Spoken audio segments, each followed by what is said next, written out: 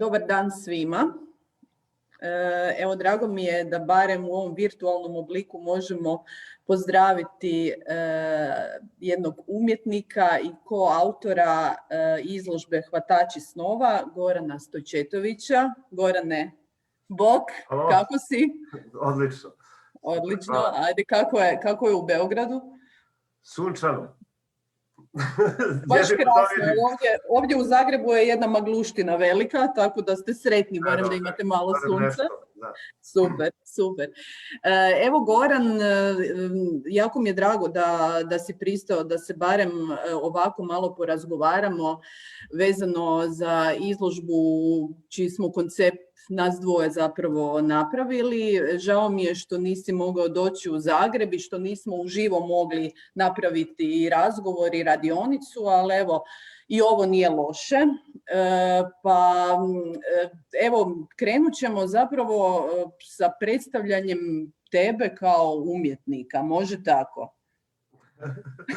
Dobro, probat ćemo. Meni je sve isto ovo pomalo čudno, jer novo je, mislim, ova vrsta komunikacije, ali to je sad realno i valjda će biti u redu za publiku. Pa ja se nadam da hoće. Evo, samo ukratko, znači da naše slušatelje i gledatelje malo bolje upoznamo još. Znači, razgovarat ćemo sa Goranom Stojčetovićem, koji je, kao što sam i rekla, zajedno sa mnom autor izložbe Hvatači snova, izložbe marginalne i art brut scene s područja Hrvatske i Srbije. Goran je bio taj koji je zapravo odabrao većinu autora i radova iz udruženja ABS, odnosno udruženja Art Brut Srbije, i danas će nam malo više govoriti i o sebi kao umjetniku, ali i općenito o situaciji u Srbiji, o situaciji i položaju marginalnih umjetnika u Srbiji, o samom udruženju Art Brut Srbija i možda nekim budućim planovima. Pa evo, ja bi za početak da nam se Goran malo predstavi kao umjetnik. Ja ću paralelno evo otvoriti ću jedan video u kojem ćemo vidjeti neke od radova Gorana. Pa evo, Gorane, ja bi zapravo tebi prepustila riječ da sad se ja ne zapletem previše u nekakva objašnjavanja. Mislim da je najbolje da nam ti ispričaš malo svoju životnu priču. Evo. Pa to je prilično nekako i teško. Iako non stop sagledavam sebe i kako više ulazim u sve to, nekako i manje i vidim sada, jer je sve nekako kao san.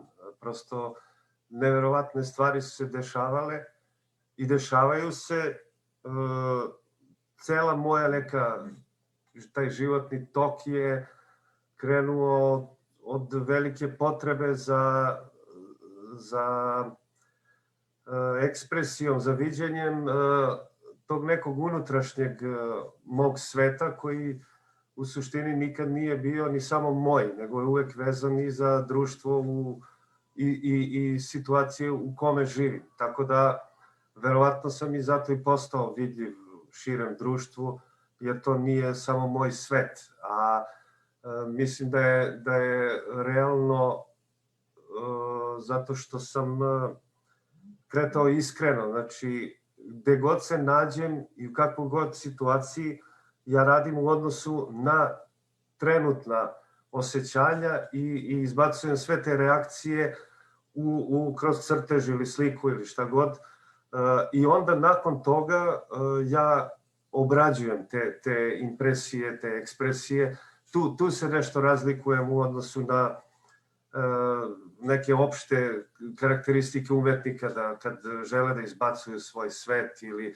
Mislim, svako ima svoj svet, ali je meni uvek bilo bitno da sagledam i možda kao i na naučni način šta to izlazi, jer mislim da je to istina jednog čoveka. Prosto nije moj svet. Svako ima svoj svet. I onda tako, malo po malo, ja sam došao u kontakt i sa psiholozima, psihijatrima, od malena se interesujem i volao sam i radio matematiku sa ocem, tako da taj jedan matematika i psihologija su mi uvek bile da kažem, nauke koje su mi pravile neku meru između one neartikulisane ekspresivnosti koju sam uvek izbacivao i dan danas. Sad... Pa evo, ja sam zapravo, evo, prosti što te malo prekidam, zapravo sam htjela možda da kažeš nešto više o samim svojim tim počecima. Sad si nam već unaprijed ispričao ono što sam te htjela pitati kasnije, ali neka, nema veze. Htjela sam zapravo čuti tvoj neki stav općenito o ovoj vrsti umjetnosti u kojoj si ti posvećen. Znači, radi se o art brutu ili outsider artu, kako ga već želimo nazivati, iako znači, svi znamo zapravo da se art brutisti, outsideri, da su većinom zapravo umjetnici koji nemaju formalno likovno obrazovanje, znači većinom su autodidakti. Međutim, ima i nekolicina, odnosno možda nije nekolicina, ali ti si jedan od njih, znači koji ima formalno likovno obrazovanje. Znači ti si završio Akademiju likovnih umjetnosti, međutim nisi se pronašao u tom nekom okviru akademski obrazovanih umjetnika. Kako to? Kako je zapravo, da li je to počelo već prije akademije ili si se ti zapravo tijekom akademije odlučio na taj jedan malo drugačiji put koji nije vezan za te akademske okvire i kako gledaš uopće na tu neku razliku između art bruta, outsider arta i takozvane akademske umjetnosti? Pa da, kod mene je to krenulo prilično davno, možda malo pre studija, recimo, zato što sam buntovne prirode, pogotovo tada kad sam i bio mlađi, imao sam veliki otpor prema bilo kakvom sistemu. Znači, mene je formiralo to predratno okruženje i raspad čitavog sistema svake vrednosti koja se nametala kao vrednost.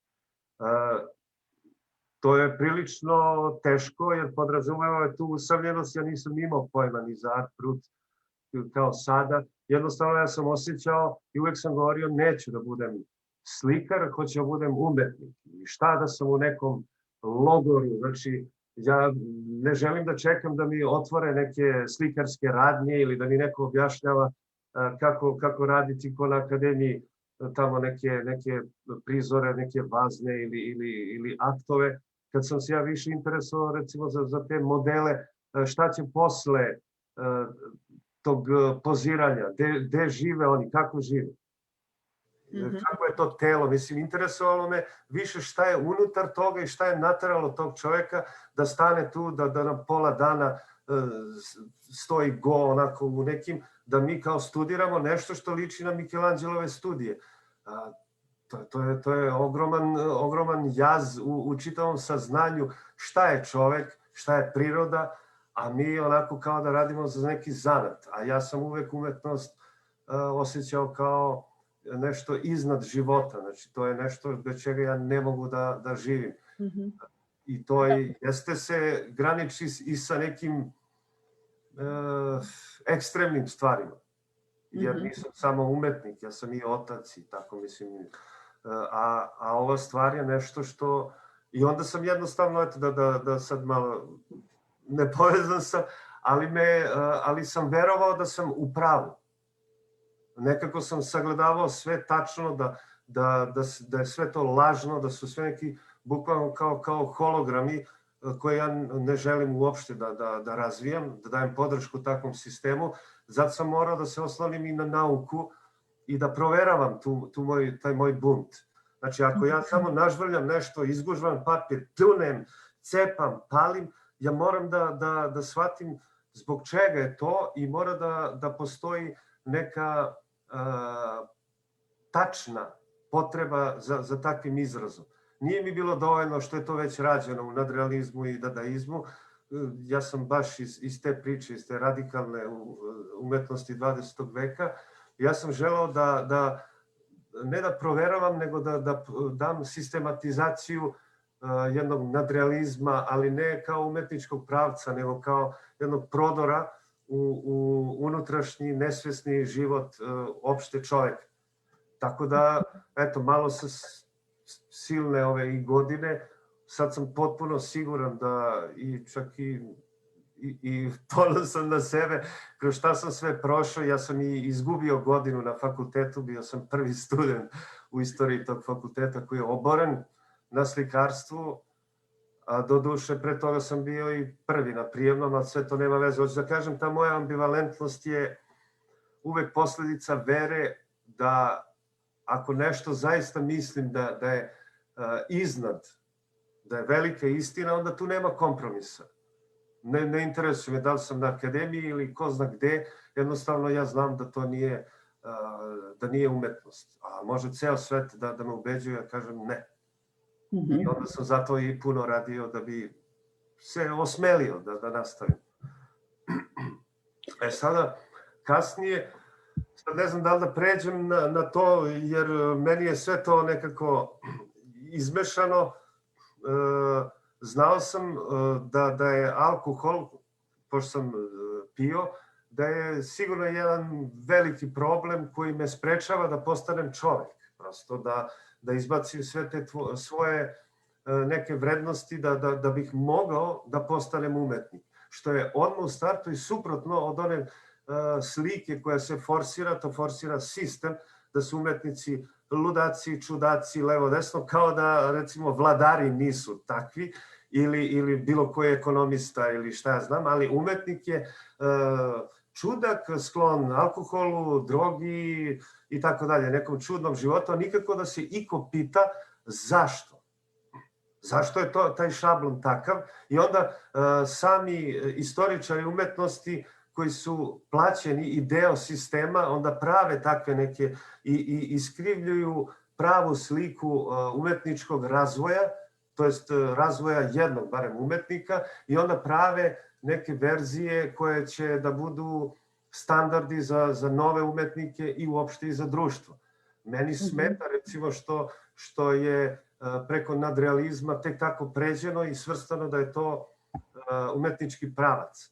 A ne postoji, to sam ja ubeđen, a eto i ti si stručnjak prosto, ja kroz istoriju umetnosti nisam video jači i značajniji pravac, to jest pojavu, od nadrealizma, jer tu je konačno došlo je do tog upliva i početka integracije unutrašnjeg čoveka, neko ko nije uopšte sistemski čovek, nego je još nesvestan, to je u stvari beskrajna jedna sfera ljudske duše, i tek se tu počelo da se otvara taj novi čovek. I onda je brže bolje sistem napravio da to bude jedan pravac, eto, Breton i tako još neki, i onda imamo opšte karakteristike i iskrivi se potpuno priča o čemu ti ljudi govore. I Breton, i Dibi Fessard, Bruton, Paul Klee, svi su oni došli do saznanja prilikom Prvog svetskog rata. Prvi svetski rat je najava propasti ove civilizacije koja nestaje. Mi smo samo svedoci koliko će to još da traje, ali izmišljen je tank, top, bojni otrov, to je doviđenja. Mislim, mi znamo šta je već usledilo kasnije. Znači, čovjek je ušao u opasne stvari upravo jer potiskuje tu nesvesnu silu, ne poznaje oblike, senke, to jest te mračne strane ljudske psihe, i onda dolazi do potiskivanja. Čim dolazi do potiskivanja i traženja lepših slika, onda dolazi do opasnije stvarnosti i, nažalost, opasnih realnosti. Mi živimo u opasnoj realnosti.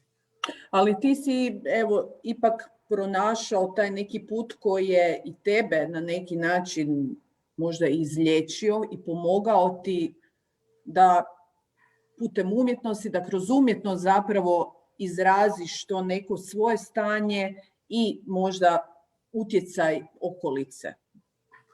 Barem ja to tako vidim. U kojem mediju se zapravo najviše voliš izražavati i što ti je onako, kako bi rekla, u čemu najviše uživaš? U čemu se najbolje izražavaš? Da, to je crtež, jer crtež je najdirektniji, najintimniji, najmanje pruža fascinacije. U slikarstvu boja već sama po sebi zavodi. Ima taj element zavodljivosti, a u crtežu nema toga. Prosto čovjek na papiru ili bilo koje podlozi uzme olovku, hemijsku olovku, bilo šta. On je prepušten liniji. I zapravo sa kemijskom olovkom se vrlo često izražavaš. Da, to sam još pre studija krenuo i eto i zbog toga sam imao problema, jer to je kao kakva hemijska profesorima da pokazuješ i tako dalje. Međutim, dobro, ja tada naravno da nisam bio svestan dubine samog tog pribora, instrumenta, kako ga ja zovem, ali ako ipak radim 20 i više godina samo hemijskom crtom, mislim ne baš samo, ali uglavnom to je znači, jedna velika fascinacija i fanatizam i onda sam postepeno uviđao u stvari zašto. Jer hemijska olovka je jedini instrument koji može da dozvoli da neko crta satima bez prekida. Znači, nema potrebe da zarezuje olovku, da mu se troši, ne znam, marker, da mu se menjaju tonovi.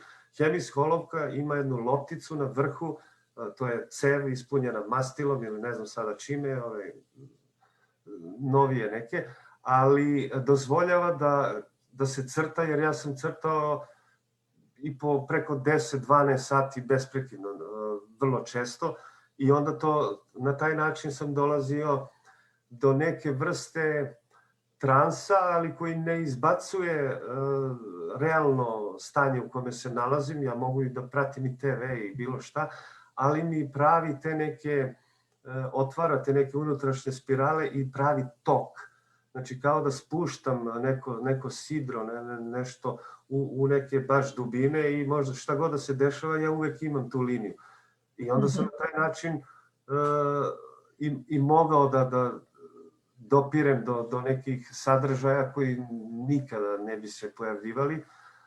Onda ta boja koja je modro-plava, ona je spektralno u stvari prva do crne, do tame. I ta neka boja koja je boja i dubine, bilo okeana ili svemira, neba,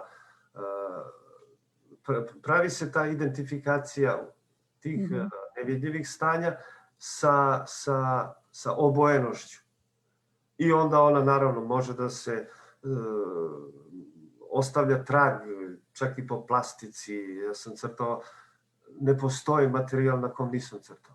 Ali uglavnom zapravo su to mali formati, vrlo često zapravo imaš te male blokiće, pretpostavljam, uvijek sa sobom. Da. I nekako ono kako ja vidim, nekak da je ta kemijska olovka uvijek je prva dostupna isto. I nekako mi se čini da i ti i zapravo dosta umjetnika koji pripadaju marginalnoj umjetnosti zapravo imaju snažnu i veliku potrebu za izražavanje kada im dođe do toga i zapravo onda koriste vrlo često ono što im je najdostupnije.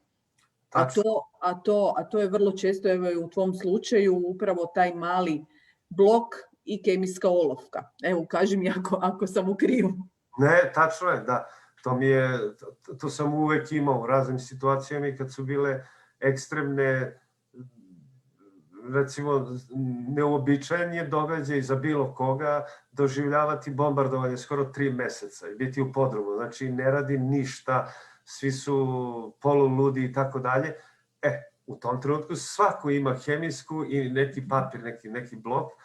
Meni je, i tada sam crtao, znači to dajem kao jedan primer jednog ekstremnog stanja i neuobičajenog, a ovako i služi da u stvari svako im može da priušti sebi tako nešto. Ne treba da čekamo, jer se uvek nekako umetnici žale, ja znam koliko koštaju boje i u stvari veći je problem gde ćeš sa tim, tako grubo rečeno, proizvodom. A ovo ostalo uvek može i ne treba da bude skupo zato što je to prirodna stvar. Umetnost je prirodna stvar, prirodni nagon i tu ne treba da se zavisi od sistemskih prodavnica, akademija i galerija i nemam pojma. Jednostavno to je nešto što je direktno povezano sa nagonom za smislom. I za stvaranjem i zapravo za izbacivanjem iz sebe te možda trenutnog nekakvog stanja koje naprosto moraš izbaciti i izraziti se. Mislim da je ovo zapravo, da smo na dobrom putu da nastavimo dalje sa pričom o radionicama dubinskog crteža koje su zapravo, kako bi ja rekla, tvoj izum na neki način, jer je to je znači jedan model radionica koji si ti osmislio i koji razvijaš i provodiš i dalje, znači koliko dugo već godina i s kime u suradnji. Kako je došlo do toga? Da, pa eto taman da se nadovežem, ta moja potreba da u stvari vidim, prosto da dokažem tu svoju taj unutrašnji svet, počeo sam da sagledavam malo konkretnije radove, prvo svoje, i primećivao razlike i interesovanje u toku godine. Pa onda vidim da u jednom periodu više volim da radim, da slikam recimo i to belom bojom, ili da radim overpainting radove, znači preko nekih drugih štampanih materijala i reprodukcija. Nekad volim da crtam manje formate, nekad bih da pravim instalacije i tako dalje. I onda, kako sam tako krenuo, onda sam počeo da primećujem da u stvari i potezi su mi u toku godine, sve se razlikuje. Pa sam to upoređivao, da li je to period godine ili određena stanja, situacije. I onda sam došao do nekih saznanja koje su opšte, koje su izvan tih realnih iskustava, nego se jednostavno pojavljuju nezavisno. Ja imam recimo zapise neke još kad sam bio srednjoškolac i onda sada kad vidim, kad dođem do nekog osjećanja, proverim, čak vidim da su isti meseci, a to je bilo 95. recimo. Tako da, znači, postoji nešto što je životni tok i koji traži svoju vidljivost. Onda i naravno puno radim s ljudima, različitim... Kako je došlo do toga? Kako je došlo do te suradnje, zapravo tih svojevrsnih art terapija, ja bih rekla, jel? Da, pa prvo sam počeo u dnevnoj bolnici klinike za psihijatriju Vojno-medicinske akademije u Beogradu. Igrom slučaja, upoznao sam se sa psihologom Tatjanom Stojanović i rekao šta bih ja voleo da radim, šta me zanima, kako ja u stvari vidim crtež. I njoj je to bilo odmah jasno da je potrebno i ona se time bavi. Onda je tako prošlo, bile su neke provere, šta bi ja radio, kako. I onda sam krenuo početkom 2015.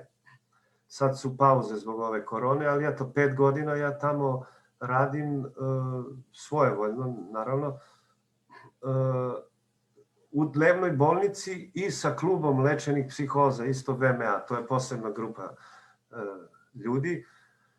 2 puta nedeljno ili zavisi od mojih obaveza, ali u suštini to je zaista nešto ogromno. Tu sam ja saznao mnogo toga. Znači sve ono što me interesovalo, recimo kao umetnika, o nadrealizmu, o tom automatskom crtežu.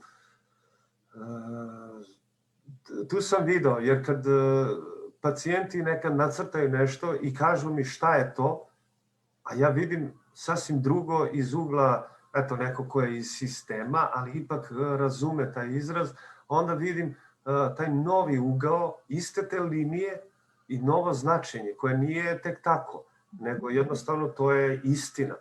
I onda to je i meni proširivalo te vidike da jedna linija u stvari se sagleda minimum sa 360 stepeni iz svih uglova. I onda se menja, nekad je ta linija sasvim drugačija. Govorim sad i malo figurativno, znači govorimo o novim uglovima koji su tu. Ne izmišljamo ništa, niti zavodimo, niti se zavode pacijenti ka željenom cilju da bi videli nešto bolje. Ne, čak se i ne vode ka tome, nego ka žarištu potencijala. To je najbitnije. I onda eto, za tih 5 godina imali smo i izložbe, ja tu uključujem te radove, to je ogromna i kolekcija, naravno, radovi su crteži uglavnom, ali na desetine su, ja sam ih tako doživeo, čista remek dela. I tačno pamtim i trenutke kad su i kako, znači ljudi koji su crtali još možda u osnovnoj školi, u datim okolnostima sa trenutnim problemima naprave čisto remek delo. Iako uopšte nisu svesni toga. Ti si radio i u Zagrebu 2 radionice dubinskog crteža, je li tako? Jel su bile 2? Odnosno... 3, ako računamo i kod vas ovu veliku. Da. Tako je. Znači, prva je bila u Institutu za suvremenu umjetnost, onda je bila još u Botaničaru, ako se ne varam. Da, Intronaut festival, da. I bila je, znači, u MSU na Platou, to više nije bio crtež, više je bila slika, ali bilo je nešto izvanredno. Ali taj princip, da, to je taj princip, tako smo i krenuli prosto. I zapravo kako ti tumačiš recimo reakcije ljudi koji sudjeluju na tim radionicama? Znači ti si zapravo krenuo provoditi te radionice prvo unutar Vojno-medicinske akademije, je li tako? Tačno. I onda velika stvar je uključenje remonta nezavisne asocijacije Beogradske. Evo, tu nam se vrte nam se fotografije. Da, upravo iz remonta, da. Evo, to je ključno isto u razvoju dubinskog crteža i mog umetničkog nekog puta. Kustoskinja Marija Radoš je primetila, mislim, kako ga kažem, širinu dubinskog crteža, da ne mora samo da bude za pacijente u bolnicama, nego je prosto rekla, čekaj, ovo i nama treba, prosto nama kao ljudima prvo, da. I onda smo imali neku probnu sa nekoliko... Evo, ovo je iz Zagreba. Jeste, ovo je Margareta. I onda je to krenulo. Odmah je tu bio i ti znaš što su tvoje kolege, znači i Marija i Mićko Karić, oni eto kao kustosi, hteli su da vide šta se sve tu radi i onda smo stvarno došli odmah preko crteža do nekih stvari koje su jako duboke i intimne u stvari. Tako da smo onda krenuli da radimo jednom mesečno radionice, besplatno za građanstvo naravno, gde onda se otvorila nova priča, gde su ljudi dolazili, ko je zainteresovan. Tu je bilo dosta nekih fenomena, novih i komunikacija, jer su neki nastavili da crtaju i raznih ljudi, zaista tu prosto ne znam, čuvam sve te radove, naravno imam kolekciju koju nekad želim da prikažem kao narodno blago.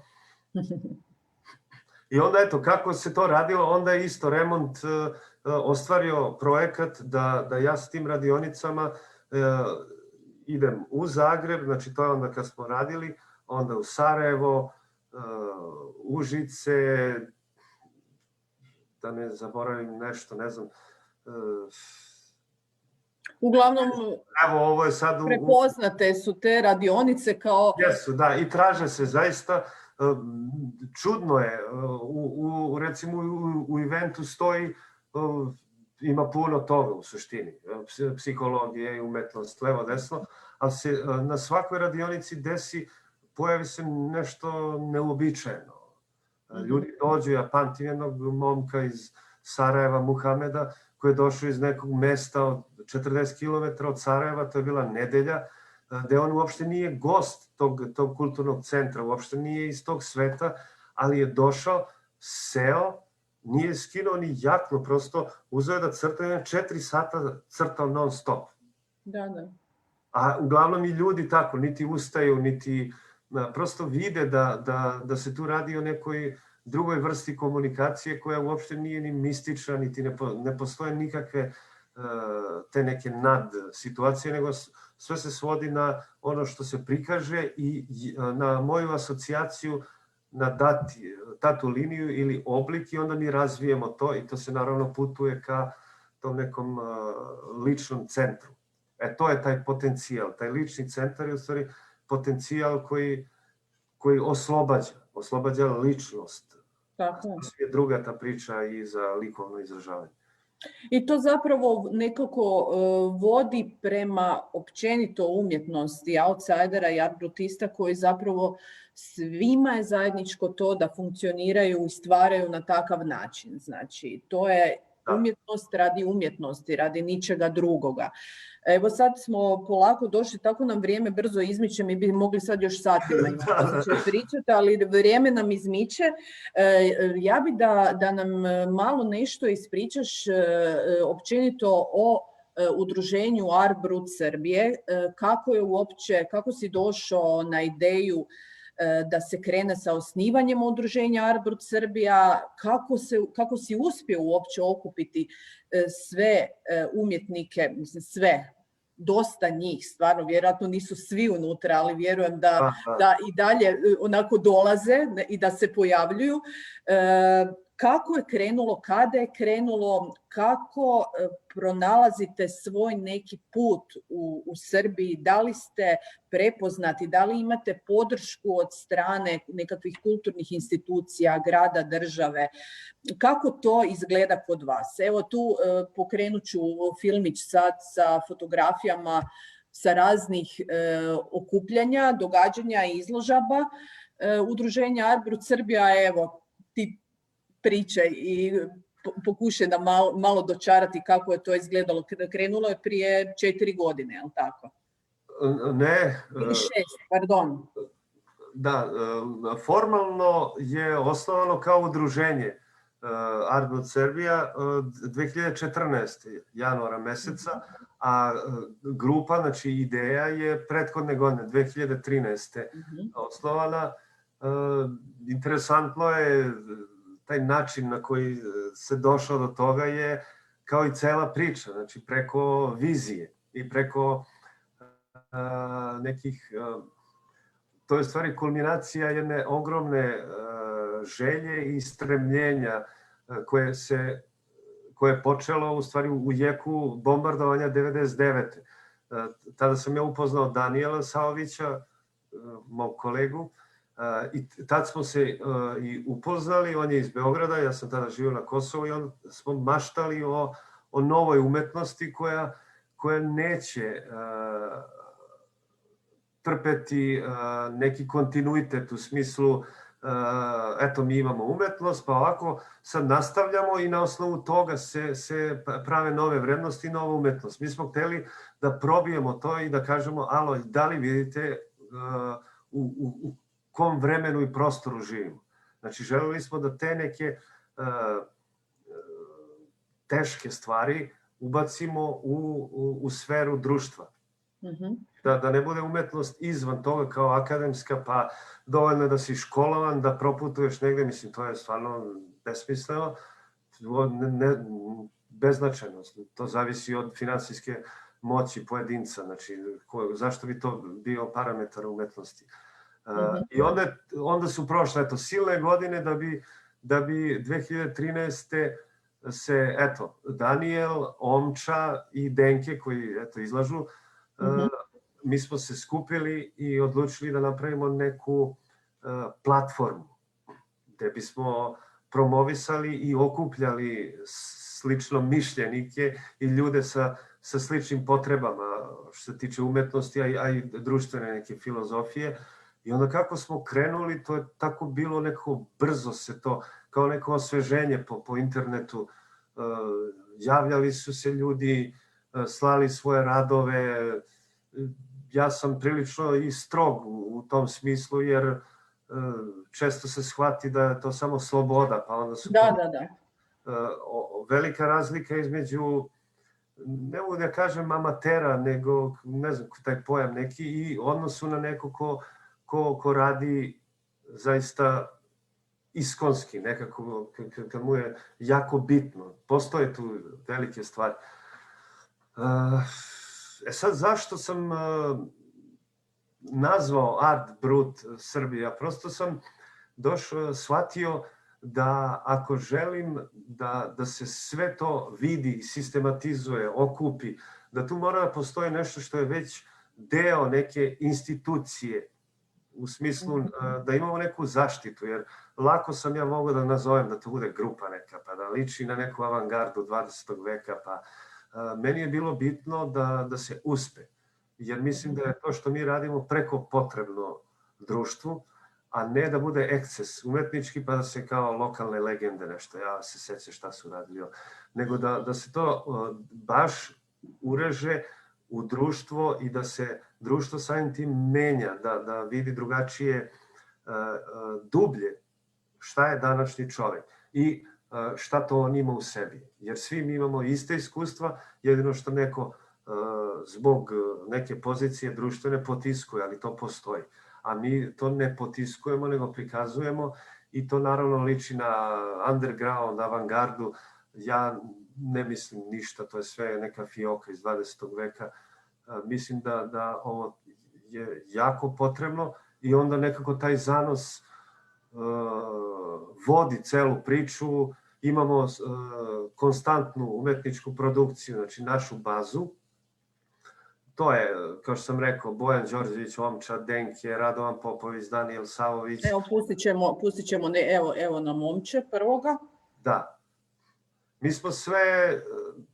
Znači, ali krenulo je, ispričavam se evo što upadam, krenulo je zapravo sve preko interneta, jel tako, preko Facebook grupe koje se napravila. Širenje priče, da, jer ja sam bukvalno radio, ne znam, dan, noć na tome. Ljudi su pomagali u smislu prevođenja, tehničkih stvari, ja se ne razumem puno u, ne znam, dizajn ili te neke kompjuterske pitanja, ta neka marketinga, ali sam jednostavno sam shvatio da zavisi, prosto sada zavisi od mene, jer nikog to ne zanima i niko nema želju da se toliko dugo bavi nečim. I onda sam ja morao i hteo i da pišem, pa sam intervjuisao sve te umetnike, išao kod njih kući, družio se, znači proučavao ih kao da sam ja neki potpuni stranac, iako ih poznajem, da vidim šta u stvari oni, čime se bave, koja je njihova priča, da bih ja mogao da napravim neku svesnu liniju zajedništva. Znači, šta se krije i šta je izvor svih tih naših izraza umetničkih. Malo po malo onda mi je i došlo do nekih saznanja i proučavao sam prosto sve što postoji u svetu sa Art Brut, Outside, Raw Art i tako dalje, tako da sada imam, prate me svi ljudi koji su u tom svetu, od veoma bitnih do nekih koji su i privatna, velike institucije i privatna lica, saznao mnogo toga dublje, naravno, kroz celu tu priču i shvatio da u stvari Art Brut jedan okean budućeg vremena, znači ne gledam to kao pravac posle nekog drugog svetskog rata, nego više šta je Art Brut u stvari, koja je suština. I ovo je moje neko viđenje, ali meni jako smeta što je Art Brut, taj pojam, zamenjen i dan danas se pokušava, nije zamenjen, nego pokušava se da se sa brojnim novim izumima, ja mislim da to nije slučajno i zašto se sada, ne znam, taj Roger Cardinal, koji je jedan diler, recimo, i nije umetnik, ali Englezi onda prebacuje kao outside, pa onda imamo sad self-taught, pa onda visionary, pa samo se prave te neki folderi da bi se izbjegla suština, a to je da je Dubuffet, Breton, Slavko Kopač,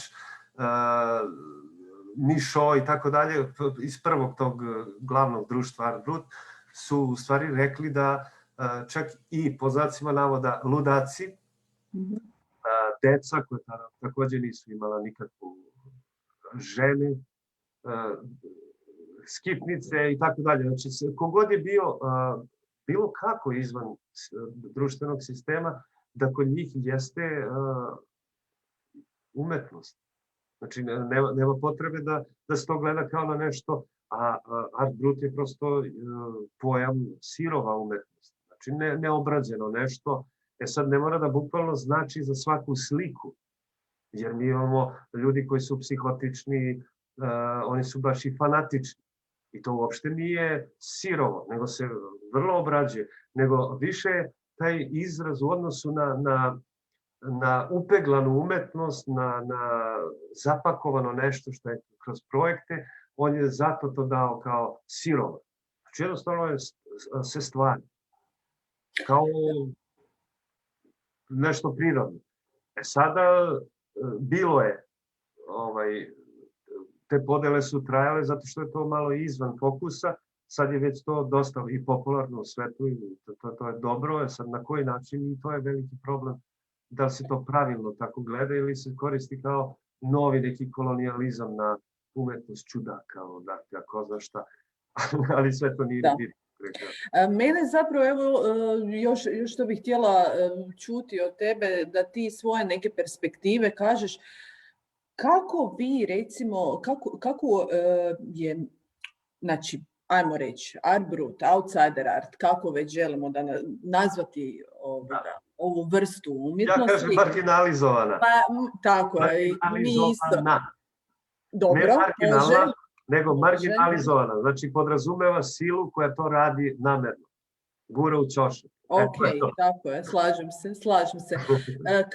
Kako na marginalizovanu umjetnost, ne mogu se sad, evo malo mi se plete jezik, kako gleda recimo struka u Srbiji, kako gleda... To nisam odgovorio. Da, kako gleda struka, kako gledaju ostali umjetnici, akademski obrazovani umjetnici, koji je položaj vas kao takvih u Srbiji, kako se borite zapravo? Evo, meni se čini, već sam to i rekla, ipak na neki način ovom izložbom ovdje u MSU ipak se nekako diglo na jednu višu razinu i nekako čini mi se i nadam se da će tako biti i u buduće, da će se sa ovime više pokrenuti ta priča oko outsider arta, općenito umjetnika koji su uvijek nekako bili u sjeni. Kako je to u Srbiji? Kako recimo, kakve su reakcije, da li je bilo reakcija na ovu izložbu koja je, i sami znamo, to si mi i ti spomenuo, da je ovo najvjerojatnije prva posljeratna skupna izložba srpskih i hrvatskih umjetnika. Da li je vidljivo to bilo kod vas u Srbiji? Da li se pričalo nešto o izložbi? Konkretno za ovu izložbu ne. Ja sam i znao prosto, to sam i rekao u onom intervju kod gospođe Beroš. Ambivalentno je to što se tiče srpskog društva. Ja sam od uvek imao podršku novinara. Znači, o meni se i o čitavom tom radu uglavnom se novinari interesuju i prave neke izveštavanja, ne znam, dolaze. A ovako što se tiče struke ili te neke zvanične kulture i one koje nije zvanična, a svi znamo da jeste, znači neki krug koji je od uvek bio u tom vrhu koji određuje, iskreno, po reakcijama mislim da nemaju dobar stav i mislim da, to jest osjećam da bi nas sve gurnuli u priču, evo vam ga muzej naive u Jagodini. Jer samim tim govore šta je za njih muzej savremene i samim tim šta je savremena. Meni je savremena bukvalno nešto samo što se događa u datim vremenima, ne kao neka vrednost ispeglane visoke umetnosti, nego jednostavno mi jesmo i tekako, čak mislim da smo najpriznatiji i u Evropi i kao grupa i kao umetnici, pojedinci, upravo mi koji sada izlažemo kod vas, a nema nigde u Srbiji, niti, eto, bila je ona vest koja je onako malo u startu mi je više rekla o otporu te akademske zajednice, nego što je bilo o čemu se tu zapravo radi, zašto su, kakva je to izložba ali eto, nijedna vest. Ja sam imao i objavu, znači u Hrvatskoj je od vaše državne televizije do ne znam kojih sve portala, to je preko 15-20 linkova, u Srbiji ništa. To je, tako ne mogu da kažem ni sramno, jer je teško. Ne znam, u Hrvatskoj ovdje je jezivo, potpuno je sve izmešano, ali ja, eto, kao građanin pričam, pa kao opravdavam. Inače, ja sam ovako krenuo još pred 20 i nešto godina. Jer ja sam to video, zato sam se izmakao iz tog akademskog sveta koji je potpuno lažan i vrlo ima jasan cilj, koji nije uopšte ni društveno plodan. Znači, to se sve svodi na neke projekte, neke kombinacije. Ne registruju stvari. Tako da ovo u Srbiji se niti me iko, jeste jedna koleginica, kažem, ali ovo ostalo ne. Znači ne postoji. To je isto tako bilo kao i kad smo imali isto veliku izložbu u Alsaint-Pierre u Parizu. Da, nismo se dotakli toga, ali dosta je važno isto to za reći. To je ključno bilo, eto kako to ide. Recimo, preko Facebooka je isto direktorka tog muzeja, ja sam kontaktirao u smislu, pišem poruke, pa je kako bude, da li je to zanimljivo, onda je došlo do toga da jeste, pa da spremim neke, da uokvirim tu priču, ko su umetnici, šta, kako, i onda smo došli do razgovora da bi trebalo da bude izložba, da nju zanima savremena scena, ta izvan, marginalizovana, i onda posle 6 meseci si priključio i muzej naive sa svojom produkcijom zbog drugih nekih stvari, ali u suštini mi smo tamo doživjeli veliku, to je izložba koja je trajala godinu dana. To je jak muzej, veoma bitan za kao svetski jedan centar od par centara. U Srbiji naravno niko ništa nije reagovao, niti je dao podršku, Art Brut Srbija nema ni kancelariju, ni ništa. Znači, to je jedna platforma koja, nažalost, zavisi od mog entuzijazma. Ako se isključi internet, ne postoji. Neće se to dogoditi, pogotovo ne sada. Evo, sad dobro smo zašli onako u dubinu, u srž same ove teme o kojoj bi se jako puno još moglo razgovarati. Nama je već jako puno vremena iscurilo, više nego što smo mislili, ali dobro je da smo krenuli sa ovime. Nadam se da ćemo imati još ovakvih diskusija. Evo za kraj, samo ukratko, evo pustit ću samo nek se izvrti još par fotografija sa same izložbe.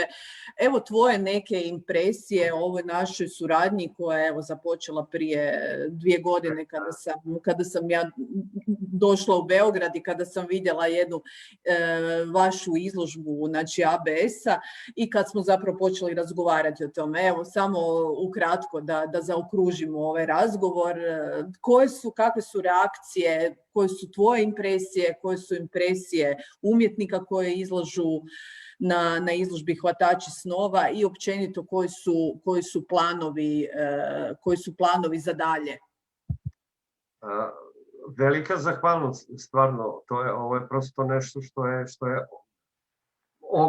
ogromna stvar, ne samo za nas, umetnike koji izlažemo, to je možda čak i najmanje bitno i nama lično, nego više za tu ideju o stvaranju, pružanju podrške i platforme za stvaralaštvo ljudi koji misle i osjećaju svojom glavom, svojom dušom, jer na taj način se i najbolje menja i sistem.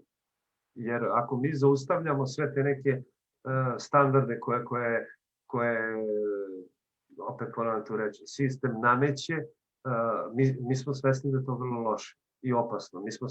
Svi smo u nekim barikadama, ne može da se putuje, ne govorim samo za COVID, nego uopšte. Znači, od neke situacije gde treba da se širi, mi pravimo neke tunele i bunkere ponovo, sa istim pričama, prave se iste matrice. Mi ovde to ne gledamo uopšte, to jest vrlo dobro znamo i idemo ka tome da se stvori što veća mreža takvih ljudi da bi mogli da menjamo društvo najčistijim izrazom, to je preko umetnosti. Eto, recimo, šta to znači u prilazu tome? Ti si došao lično, znači istražuješ. To uopšte nije ni bio projekat. Ti si tek posle, na osnovu nekih saznanja napravila kako, šta i srećom je to prošlo i velika je to stvar. Ali te interesovalo, došla si, zvala si, znači sve je bilo normalno, ljudski, ajmo da vidimo, o svakom umetniku sam ti pričao i o svim ti nekim stvarima i onda si ti verovatno i povezivala, neverovatno nego. I gledaš, prosto to je taj korak, uopšte nije bilo je neformalno, tako je bio i sa Parizom. Oni su razgovarali sa mnom i sa umetnicima. Nema tu neke velike filozofije, koncepti, tralala, pare, evo naša izložba je vrlo jeftina. Da. Mislim, to je onako sa najmanje para. Kako smo uopće uspjeli to izvesti, stvarno. To je u suštini i bio jedan od, eto i da kažemo, postoje još sigurno nekoliko umetnika koji bi trebalo da su na izložbi. Iz Srbije govorim, jer ne znam. I iz Hrvatske isto. Naravno. Ali eto, mi smo imali toliko para da ipak možemo crteže i tako manje formati. Crteži su manji formati, pa smo ih mogli lakše da se prebaci. Inače, imamo još umetnika koji uopšte ne mora da budu članovi. Ovo članstvo je više kao neki okvir oko koga bih ja i da se bavim lično u promociji. Inače, ja šerujem i koga god vidim, ne mora uopšte da bude. Tako da, u tom smislu, eto, da i kažem, znači imali smo i to neko ograničenje. Nije ovo sad da je to samo toliko umetnika, nego to je jedna velika bašta. Je, ali ovo je početak. Ajmo reći da je ovo početak. Veliki početak i drago mi je da smo ga napravili. Mislim da smo napravili puno toga sad već. A sigurno ćemo raditi i dalje. Evo, mislim da smo lijepo zaokružili ovaj razgovor. Kažem, moglo bi se tu jako još puno diskutirati o svemu, jer je tema izrazito interesantna, ali vjerujem da će biti prilike i još za razgovore, i za izložbe, i za razne druge suradnje. Gorane, tebi puno hvala. Žao mi je evo što nisi bio ovdje u Zagrebu, ali bit ćeš sigurno da kad završi malo ova priča sa COVID-om, onda kad se stvari, nadam se da će se u neko skorije vrijeme normalizirati i da ćemo ponovo napraviti ili izložbu ili neku akciju. U svakom slučaju neku suradnju hoćemo. Eto. Imaš još nešto reći? I hvala muzeju, pa mislim ogromna je stvar, zaista mislim da je istorijski, bez obzira što sada pričamo o nekim viđanjima ili neviđanjima ovog izraza, međutim ovo je ipak veliki korak. ne znam, glupo je da kažem, srećan sam, zadovoljan, to je apsolutno. I naravno da će biti prvom prilikom, čim može da se putuje i sve to, napravit ćemo, jer smo se već i počeli da se povezujemo i ja sa umetnicima iz Hrvatske, poznajemo se i tako dalje. Tako da će to već da se oformi u neko skorije vreme. A preskočili smo neka pitanja koja su možda nama i nebitna, ali bilo bi možda za publiku to zanimljivo, ali dosta smo toga i pričali o vezi, da li je bitno akademsko obrazovanje sa ovim izazom, ali i o tome bi morali malo više onda da pričamo i morali bi samo o tome. Ja mislim da bi samo o tome bio jedan lijepi, možda čak i okrugli stol i evo imat ćemo... Jeste, to je potrebno. To je sigurno potrebno i evo vjerujem da ima još interesenata koji bi rado čuli mišljenja o tome i tvoja, a i od drugih nekih i umjetnika i stručnjaka, ali mislim da je to tema za sebe, unutar teme općenito o marginalnoj umjetnosti, a to ćemo ostaviti za evo neki drugi puta. Evo, hvala ti još jednom i pozivam te naravno da ponovo dođeš i ovdje i kad se normalizira situacija i da napravimo opet nekakvu akciju i nekakvu izložbu. Eto, hvala puno, pozdrav svima. Pozdrav i tebi i pozdrav svima koji su nas slušali.